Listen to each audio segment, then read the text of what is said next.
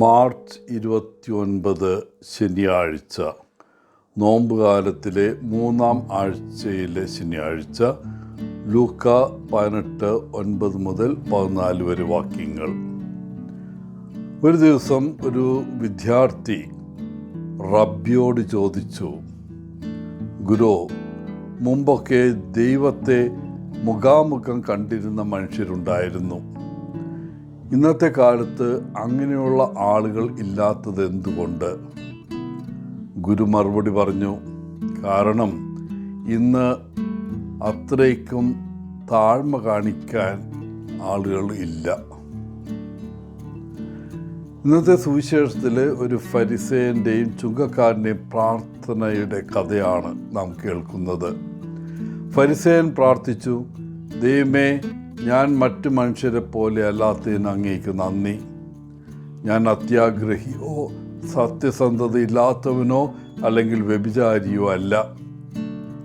ഞാൻ ഈ ചുങ്കക്കാരനെ പോലെ അല്ലാത്തതിനും നന്ദി പറയുന്നു. എന്നാൽ ചുങ്കക്കാരനാകട്ടെ പ്രാർത്ഥിക്കാൻ ശാന്തമായൊരു സ്ഥലം കണ്ടെത്തി. ആ മനുഷ്യൻ എളിമയോടെ സ്വർഗത്തിലേക്ക് കണ്ണുകൾ ഉയർത്താൻ പോലും സാധിക്കാതെ മാറത്തടിച്ച് പ്രാർത്ഥിച്ചു, ദൈവമേ, പാപിയായ എന്നോട് കരുണയുണ്ടാകണമേ.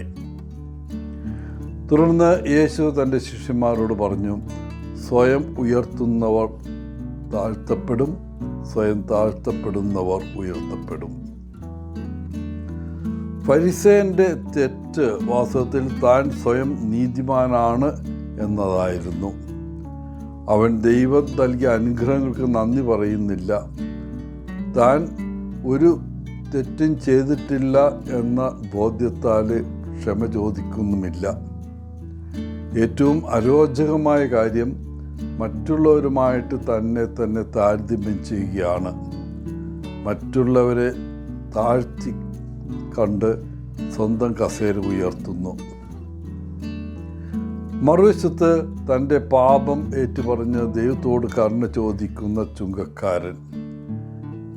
യേശുവിനെ പ്രസാദിപ്പിച്ചത് ഫരിസേയനേക്കാൾ ഈ മനുഷ്യനാണ് എന്ന് കർത്താവ് പറയുന്നു. കൽപ്പനകൾ പാലിച്ചതിനാൽ അവർ പാപമൊന്നും ചെയ്തിട്ടില്ലെന്നും ഇനി പള്ളിയിൽ പോകേണ്ടതില്ല എന്നും ചിലർ പറയാറുണ്ട്. എന്നാൽ തിരുവെഴുത്ത് പറയുന്നു, എല്ലാവരും പാപം ചെയ്തു ദൈവമഹത്വത്തിന് കുറവുള്ളവരായിത്തീർന്നു. റോമാക്കാർക്ക് എഴുതിയ ലേഖനം 3:23.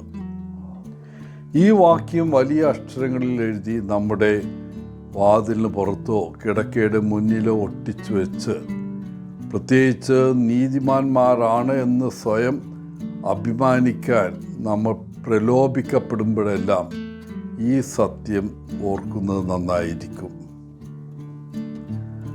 നാം പ്രാർത്ഥിക്കുമ്പോൾ പ്രത്യേകിച്ച് നമ്മുടെ പാപങ്ങൾക്ക്, അഹങ്കാരം, അസൂയ, അത്യാഗ്രഹം തുടങ്ങിയ ഹൃദയത്തിലെ പാപങ്ങൾക്ക് എപ്പോഴും ക്ഷമ ചോദിക്കാം. മാത്രമല്ല, നാം പ്രാർത്ഥിക്കുമ്പോൾ ദൈവത്തിൻ്റെ അത്ഭുതകരമായ കൃപയ്ക്കും അതിരറ്റ കാരുണ്യത്തിനും നന്ദി പറയാൻ ഒരിക്കലും മറക്കരുത്. എല്ലാവർക്കും നല്ല ഒരു ദിനം ആശംസിച്ചുകൊണ്ട് ഒത്തിരി സ്നേഹത്തോടെ പോളച്ചൻ CSSR ഫ്രം കേരള.